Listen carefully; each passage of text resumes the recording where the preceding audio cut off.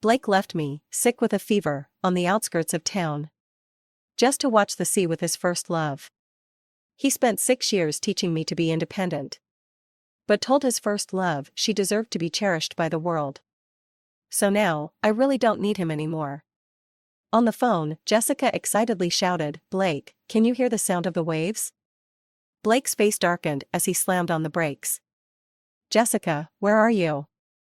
Jessica chuckled lightly. "I was feeling really down, but now that I'm by the sea, I feel a long-lost sense of peace." "Blake, the sea is so dark at night, I'm a little scared. But with my feet buried in the sand, I feel grounded. The seawater is so cold, and now I'm getting a little chilly." "Cold? Then how about I take you to dinner?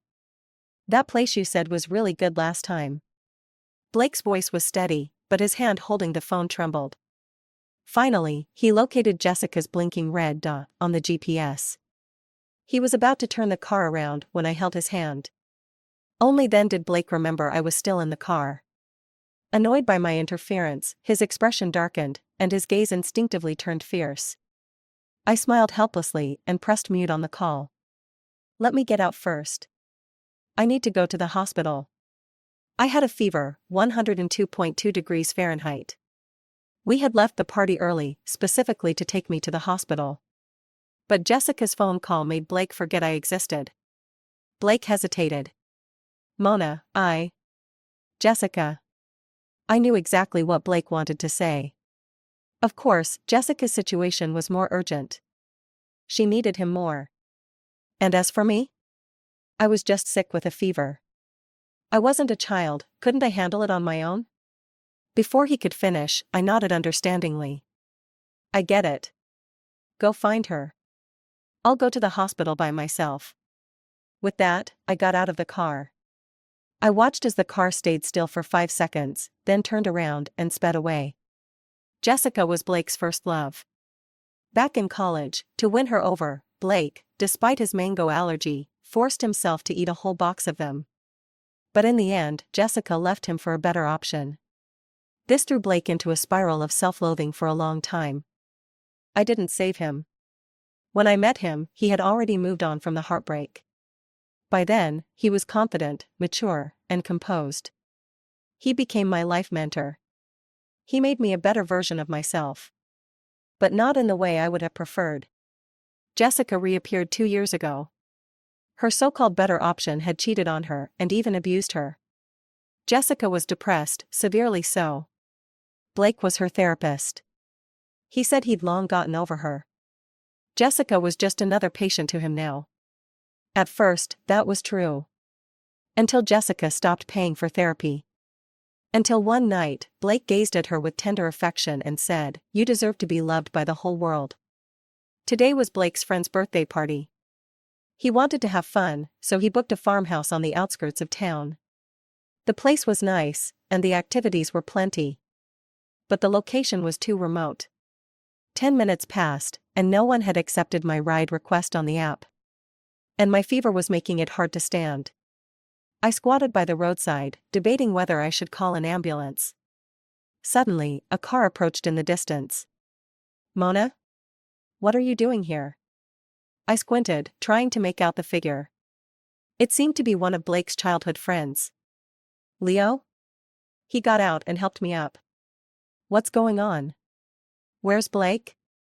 I didn't want to broadcast Blake's actions, so I simply asked, "Can you take me to the hospital? I don't think I can hold on much longer."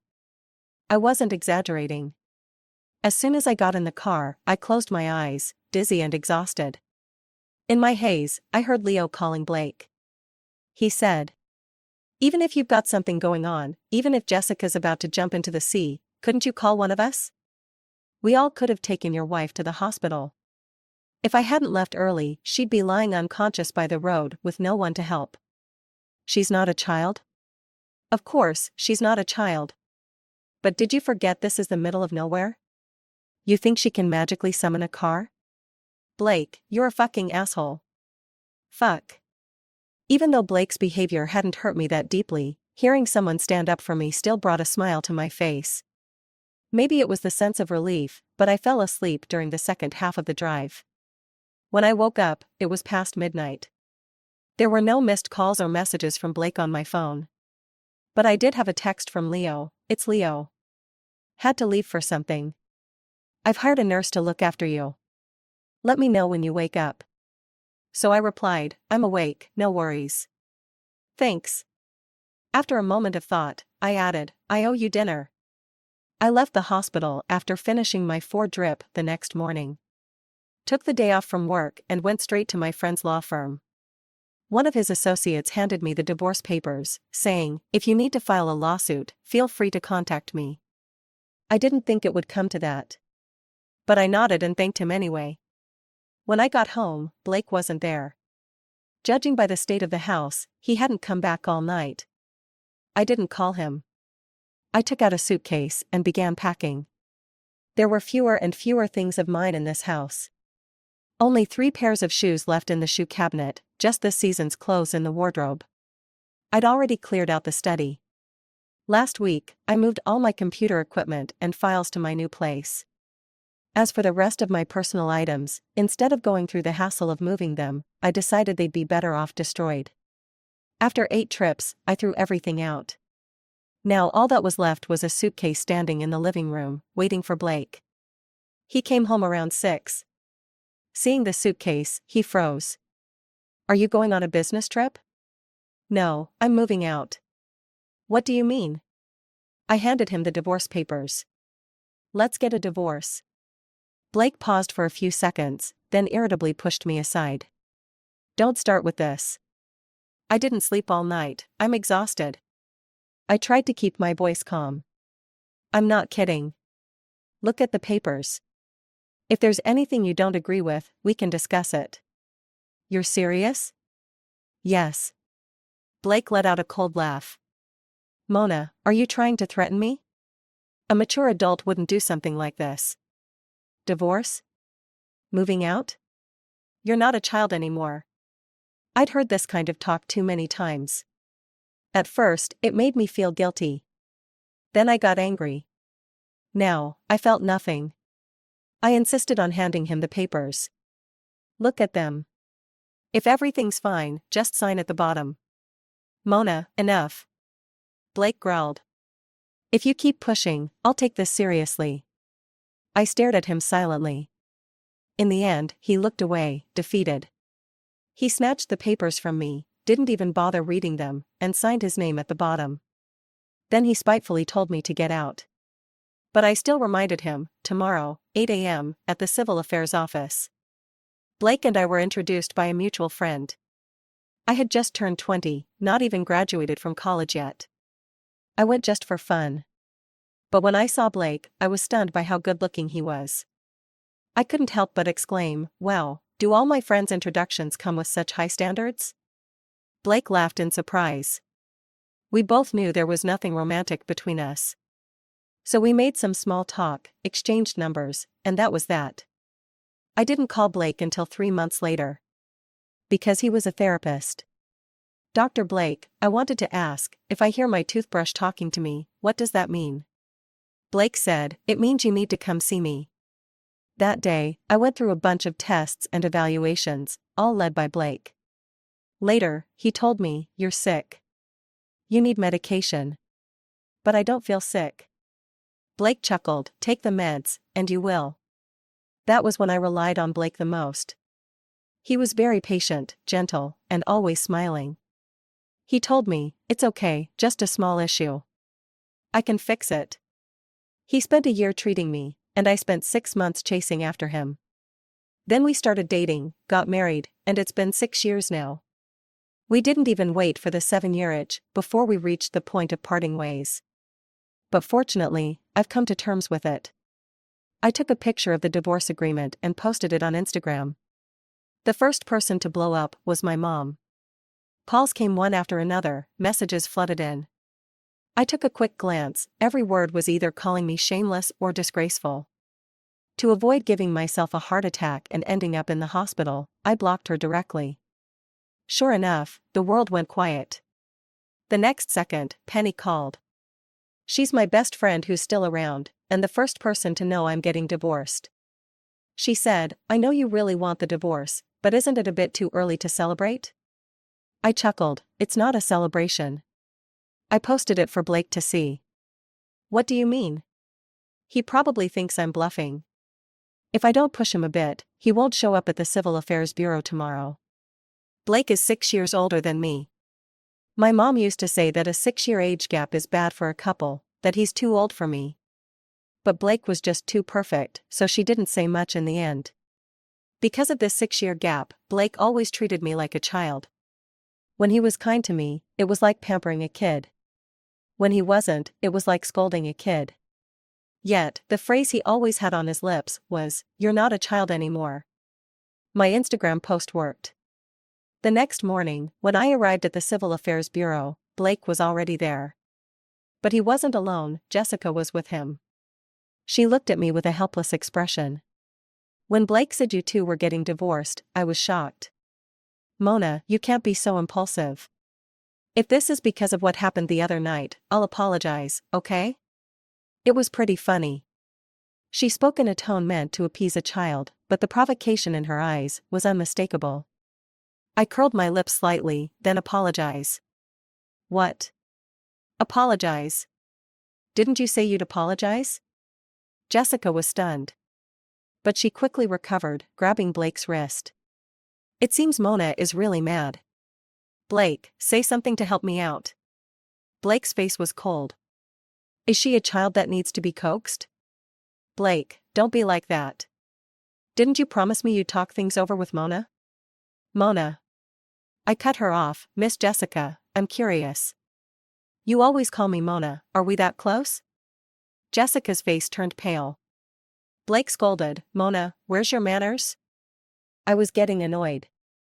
If I remember correctly, we're here to finalize the divorce, right? So Blake, are you stalling? Blake's face darkened. Stubborn as always. We walked into the Civil Affairs Bureau, one after the other. After completing the divorce registration, the clerk reminded us to come back in a month to collect the divorce certificates. As we left the bureau, Blake asked, when are you going to pick up your things? I looked at him in surprise. Didn't you notice? Notice what? There's nothing of mine left in that house. Honestly, it's understandable that Blake didn't notice. In the second year of our marriage, he suggested that we sleep in separate rooms. He said, even married couples need their own space for the relationship to last. At the time, I really trusted him. Even though I wanted to share a bed with him, I agreed. From that point on, even though we still had weekly intimacy, he would always get up and leave afterward. A few times, I held on to him, playfully asking if he could stay with me for a while longer.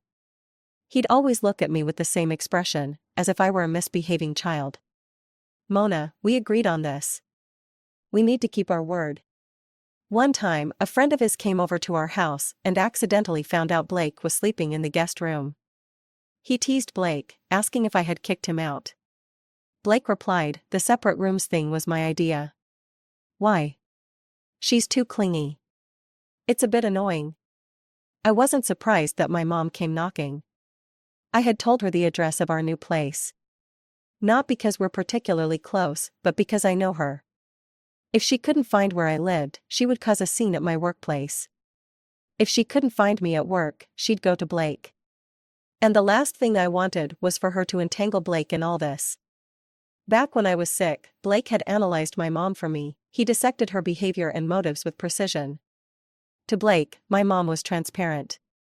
Her little tricks, which she thought were clever, Blake saw right through. And the way he'd give me that half smile after seeing through her made me uncomfortable. Blake wants to divorce you? Did you do something to make him mad? Why can't you behave? And then you go and post it on Instagram? Aren't you ashamed? I've told you over and over, you should have had a baby by now. You're almost 30, and still no child. How useless can you be? I'm so miserable. Every time I go out, people say you're sick and can't have kids. Can't you just do something right for once? I can't eat, can't sleep, I can't even enjoy my card games anymore. I don't care, you go and talk to Blake properly. If you dare divorce him, I won't consider you my daughter anymore.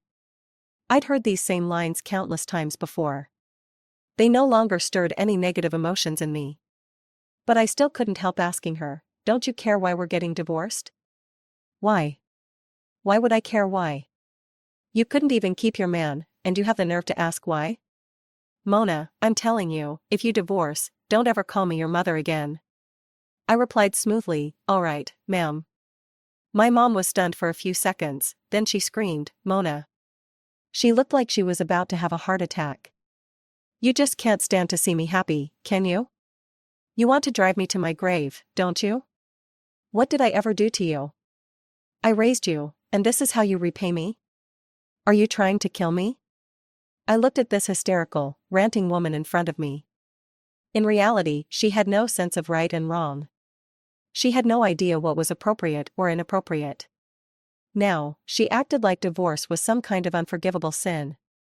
But it was also her, back when my boss wanted to keep me as his mistress, who asked for 50,000 yuan.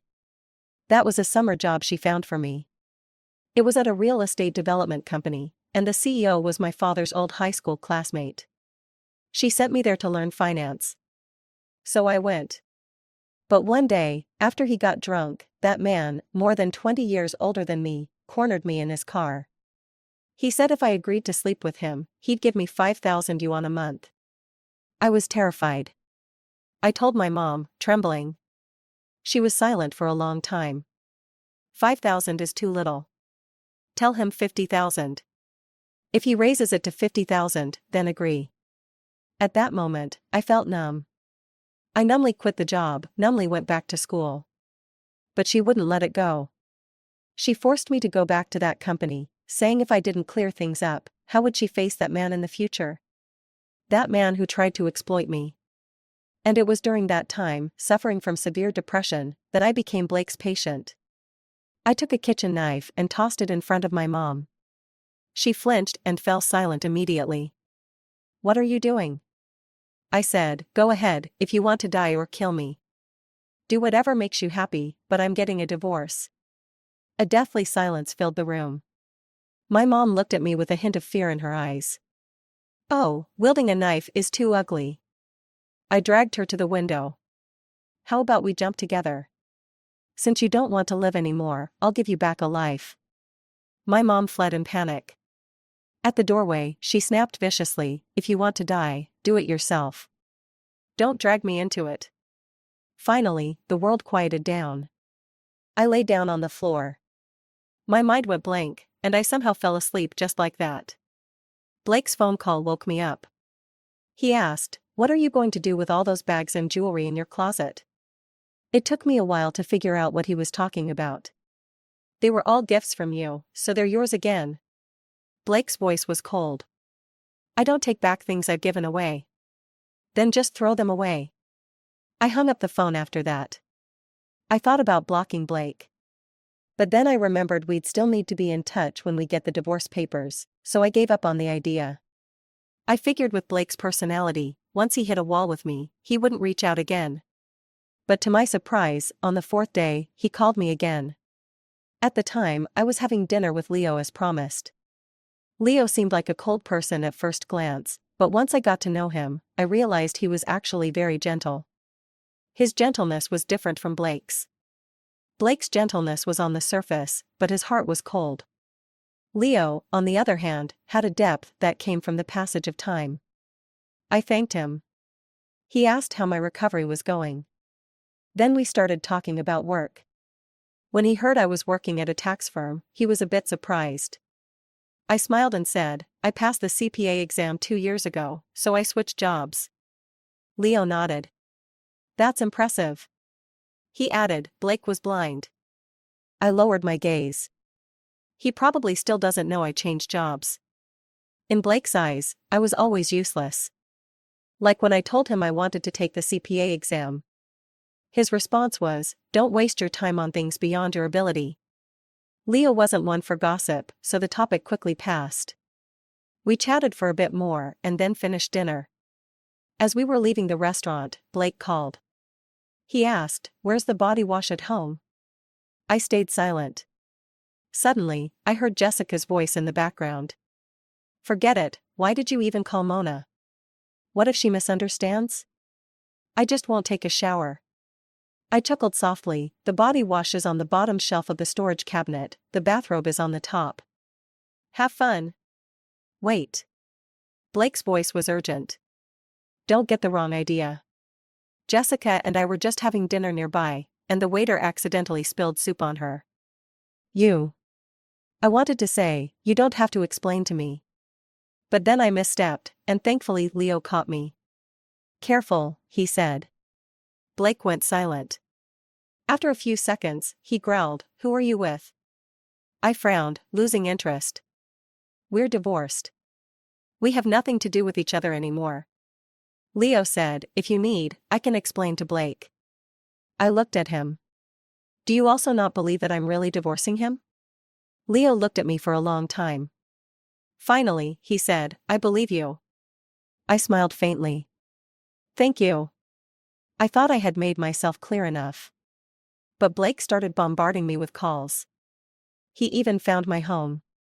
When Leo dropped me off at the entrance to my apartment complex, Blake jumped out of his car and swung a fist straight at Leo's face. I thought we were friends, and you're seducing my wife?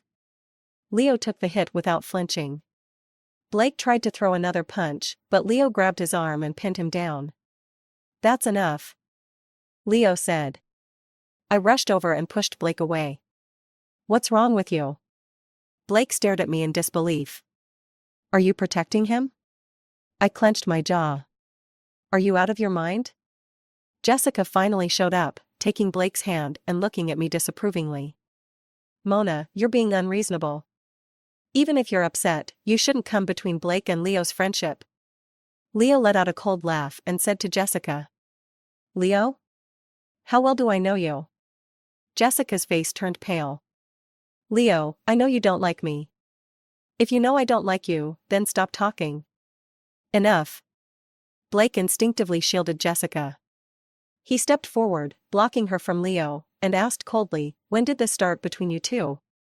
I exhaled a weary sigh. Blake, just because you're dirty doesn't mean everything else is dirty too. Jessica chimed in, but you got out of Leo's passenger seat, and isn't the passenger seat usually reserved for girlfriends? I tilted my head at her. Oh, so you know. Then why are you sitting in Blake's passenger seat? Jessica looked hurt. I get carsick. Everyone could see she was making excuses and twisting the facts, except for Blake, who was completely blind to it. I looked at Blake, exhausted. What do you want from me? Why can't you just let me go? Do I deserve to be tortured by you? Blake looked confused. Torture? You think I'm torturing you? I stared at him blankly. How did you even know where I live? My mom told you, didn't she? You know her better than I do. You know that as long as you reach out to her, she'll think there's still hope for us. She'll come and bother me, over and over again. But you don't care, because dealing with my relationship with her is my problem, not yours. That's what Blake had said to me himself. She's your mom. You need to learn how to handle your relationship with her, instead of always coming to me. Otherwise, what's the point of all the therapy I've given you? But what about her? I pointed at Jessica. You help her with everything. Her relationships with friends and family, you coach her through all of it. Why is that? Because to you, Jessica deserves to be spoiled by the world, and I, Mona, deserve to carry everything on my own. Well, I've carried it. Blake, you've already taught me how to face the world alone, so I don't need you anymore. Because of Blake and Jessica, Leo got dragged into my mess. But he didn't come inside. At the door, he just said, rest well.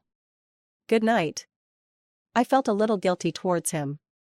But I was too tired, exhausted in body and mind, to even speak. In the end, I just nodded and watched him leave. Blake wanted to talk. I agreed. We met again at his studio. That was my request. I wanted our conversation to be rational.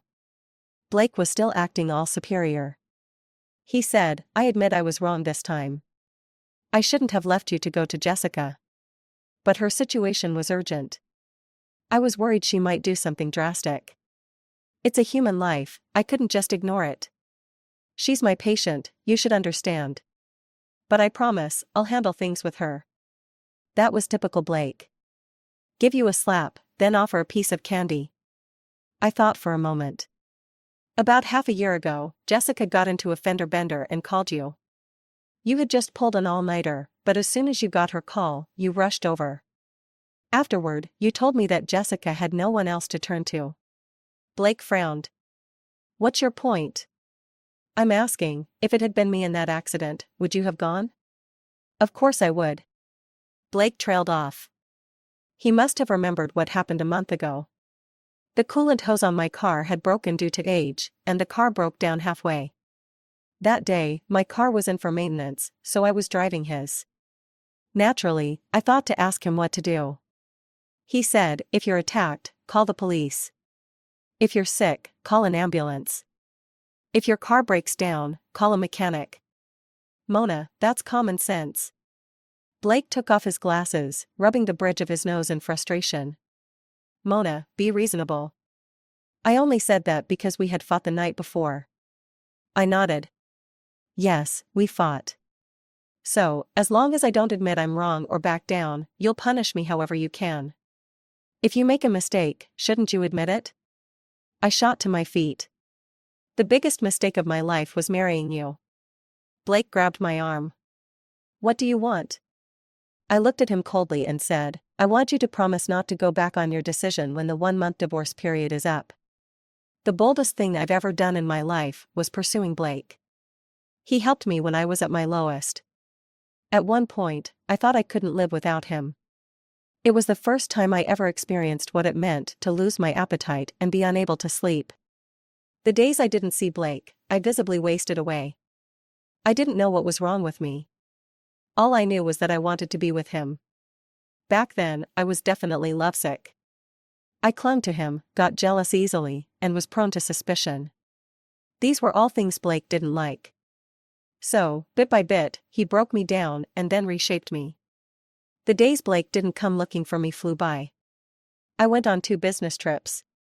When I got back, the security guard told me my mother had come looking for me 3 times, but they had stopped her each time. Jessica somehow got hold of my phone number and sent me a message, accusing me, because of you, Blake and Leo have completely fallen out. Are you happy now? I didn't want to deal with people who spout nonsense. But I still called Leo. If you need, I can explain things to Blake, I offered. Leo didn't answer my question but asked, do you need that? No, I replied. Then neither do I. I went silent. Leo broke the silence, you're back from your trip? How did you know? I went to your company looking for you. Why? The head of finance at one of our branch offices suddenly resigned, and we couldn't find anyone suitable to fill in. I wanted to ask if you'd be willing to help out as a part-time finance officer. I said, I'm quite expensive. Leo chuckled, I'll try my best. I think I can afford you. I laughed, all right, I'll come over tomorrow, and we can discuss the details. Okay. After hanging up, I thought maybe I had misunderstood everything. The conversation with Leo was pleasant. That branch office didn't have a lot of business, and outsourcing accounting would be more cost-effective. After agreeing on the price, we signed a contract. Leo glanced at his watch. I have another meeting coming up, so I won't keep you. I breathed a sigh of relief. It seemed I really had been wrong. All right, you get back to work. Blake showed up again on the 12th day. He looked a bit haggard. He said, you switched jobs, and you didn't even tell me. I frowned. What exactly do you want? Blake looked at me, are you really going through with the divorce? What else would I be doing? Why? Penny often said that in my relationship with Blake, even though he was 6 years older than me, I was the one pampering him. Everything Blake wanted, I gave him. Everything Blake asked for, I made happen. So he acted recklessly, never once stopping to reflect on his actions. This is the last time. Let's talk, I initiated for once. I told Blake, I told you before. When I was preparing for my exams, I told you, but you said I wouldn't pass. When I switched jobs, I told you, but you didn't believe me. Even when I bought the house, I didn't hide it from you. I've been renovating the new place since last year. I've been moving my things over for the past 2 months, all right under your nose. Why don't you ask yourself why you didn't notice or hear any of it? Blake looked lost. But you didn't used to be like this. I let out a sarcastic laugh. Thanks to you. My mother wasn't a great role model. She never taught me what was right or wrong. She never told me about morals or principles. I had to figure all of that out on my own, through trial and error. So, it took me a long time to form my worldview. When I first got together with Blake, he would often shake his head in disappointment and sigh, "How can you not know these things? What kind of family did you grow up in?" If it were the me of today hearing those words, I would calmly fire back. But the old me felt ashamed, convinced that I was the one in the wrong. "You taught me so many life lessons, always holding me to the standard of a saint. I wasn't allowed to be weak, to have negative emotions, or to ask you for help. Every word that came out of my mouth had to be positive and uplifting. I wasn't allowed to speak ill of others, complain about work, or be clueless about basic life skills. I wasn't allowed to enjoy life. You constantly criticized me, breaking my self-esteem piece by piece and throwing it to the ground. Blake, did you know? I once thought about suicide because the pain was unbearable. I even prayed to Buddha. I can't remember what the fortune said or what the interpreter told me, but I remember crying and crying, as if I were shedding all the tears I would ever cry in my lifetime." Blake's face turned pale. His lips trembled as he stammered, "You're my wife. I just wanted you to be better." Blake, you're a psychologist. Why don't you use your professional knowledge and think about whether what you did to me counts as emotional manipulation? I raised my hand to stop him. Think about it. Really think about it. Blake had broken my self-esteem, piece by piece. I had to pick up the pieces and slowly patch them together, becoming who I am today. On the 18th day, Blake appeared outside my apartment building. He called me. "I was wrong. I'll change. Can you please forgive me? I won't talk to Jessica anymore. I won't do anything you don't like again. What will it take for you to forgive me? Then I'll give you my life in return. Will that be enough?" He brought mangoes, a whole box. He shoveled them into his mouth, piece after piece. His lips and cheeks began to swell, and a rash broke out on his arms. He didn't stop. 1, 2, 3. By the time the ambulance arrived, he was already struggling to breathe. Even as they loaded him onto the stretcher, I didn't appear. The hopeful light in his eyes slowly dimmed. His eyelids closed, and he passed out. The first person to confront me about it was Jessica. Her jealousy was almost palpable. Why? He obviously still loves me. That was proof of his love for me. You were already getting a divorce. Mona, what did you do? I looked at Jessica. You know, I've always disliked you, but I never stopped you from seeing Blake. Do you know why? I answered my own question, because you saved me.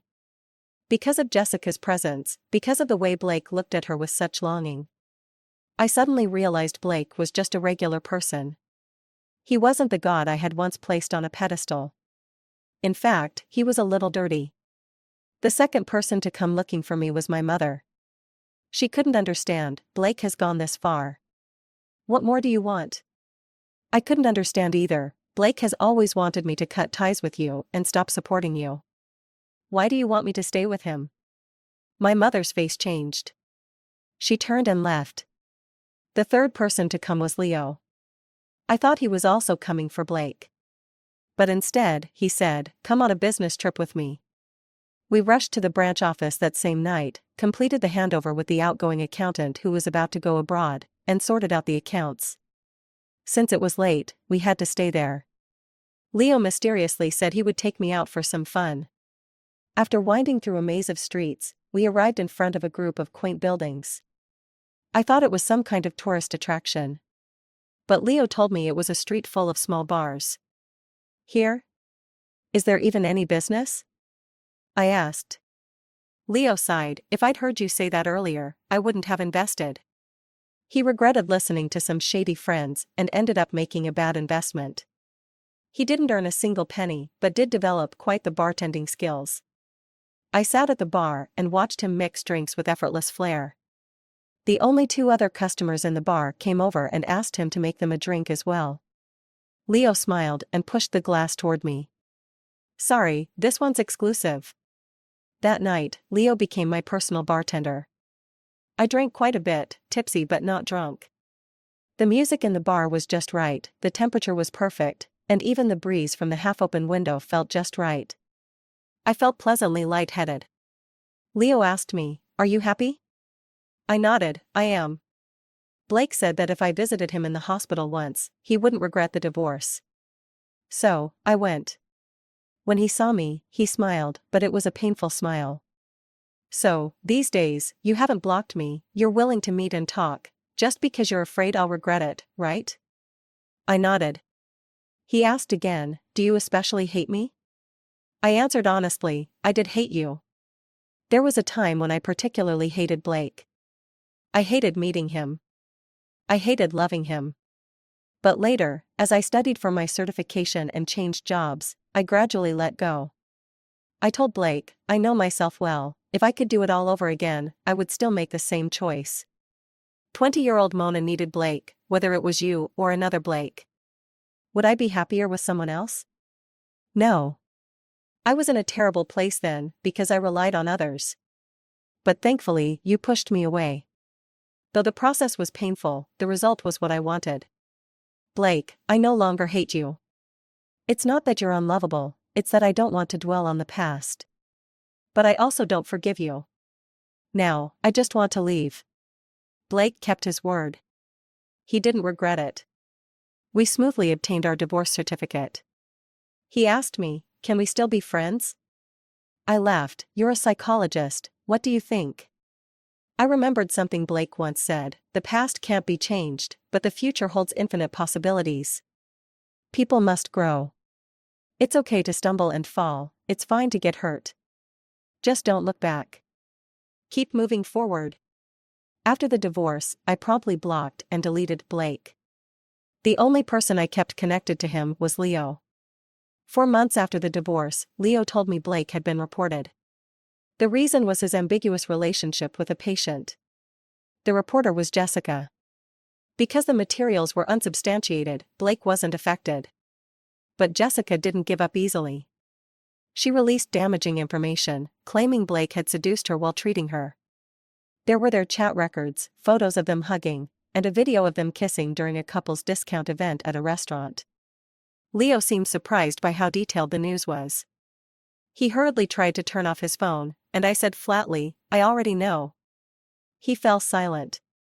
I forced a smile, "Did you want to ask why I didn't leave him at the first opportunity?" "I didn't," I interrupted, "at that time, I was unshackling myself. I wanted to escape, but first, I had to unlock the chains binding my limbs. But I felt so helpless. I couldn't find the key. So, I could only break my limbs." The sudden silence around us was quite awkward. Just as I thought about saying something to break the silence, Leo patted my shoulder. "You've done great." I worked for Leo for a year until he found a suitable finance person. Every month, we visited the branch office, and on that day, he would mix cocktails for me. He paid me generously. In return, I treated him to dinner many times. In this way, we inexplicably became friends. Penny asked if he was interested in me. I shook my head, "Probably not." "Then do you like him?"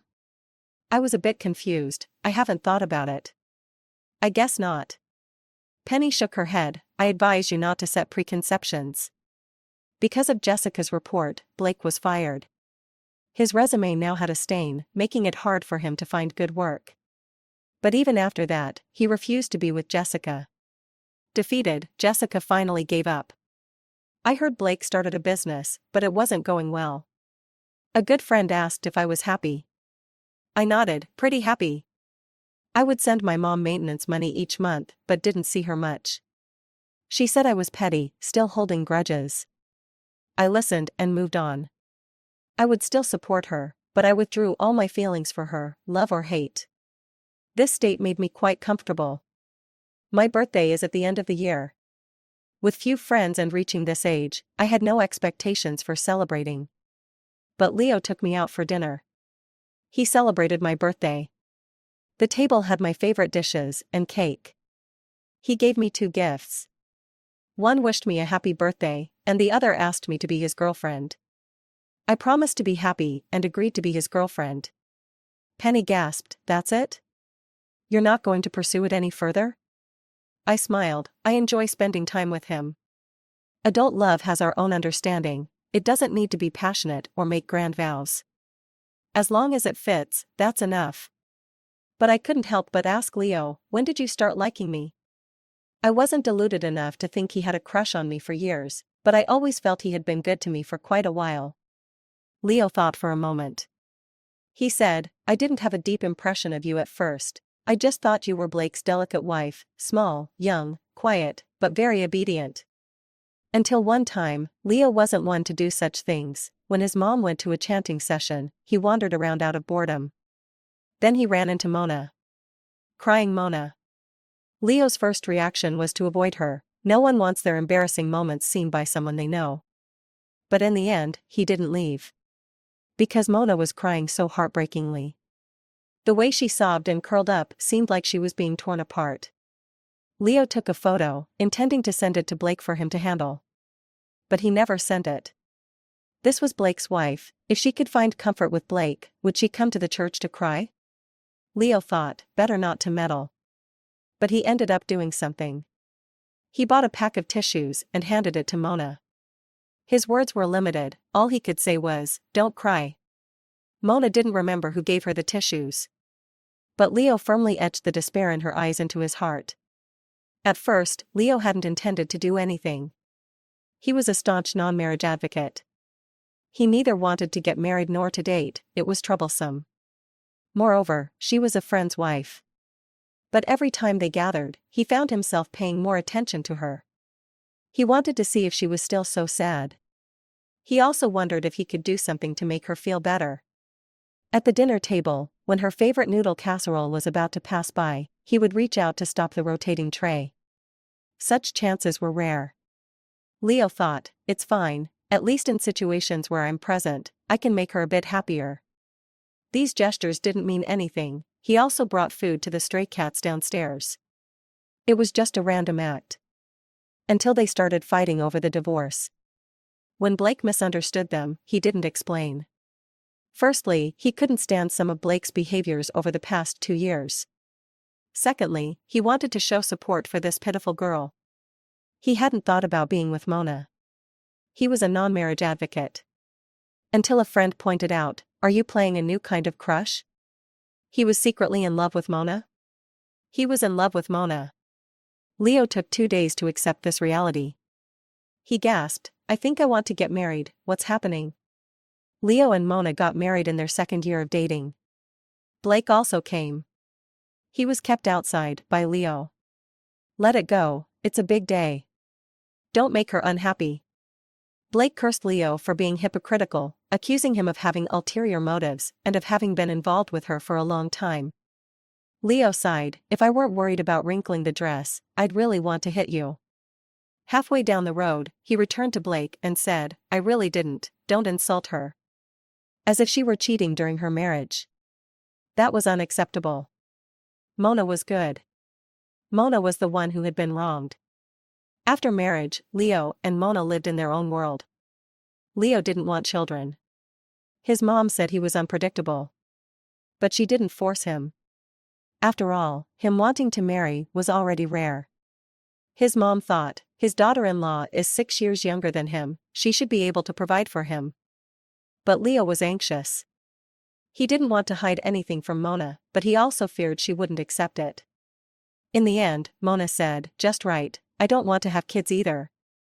In truth, Mona was also hesitating about how to tell Leo. Marrying someone but not having kids isn't fair. But she truly lacked confidence in being a good mother. Her first half of life was so chaotic. It would be a miracle if she could heal herself in the second half. The topic of life was too heavy. If she couldn't produce a satisfactory answer, she preferred not to answer at all. But fortunately, the two surprisingly reached a consensus. The only one who had reservations was Penny. Do you believe him? He used to be a non-marriageist. What would you do if you wanted a child again one day? Men can have children at any time. Mona was very calm about this. You are focusing on the wrong point. The proposition is that I don't want to have a child, and he doesn't want to have a child either, so we agree and get married. Whether he wants to have a child is his will, and not wanting to have a child is my position. If we can agree, we will be together, and if we can't agree, we will separate. It's that simple. But, isn't it sad? Mona raised her head from the report. Don't start because you are afraid of getting hurt and don't want to be sad? I can't live my whole life in fear. Leo was very happy to hear these words. The little girl who cried loudly, the little girl who was so sad, seemed to have grown up. No, she has been growing up. No one can defeat her. And,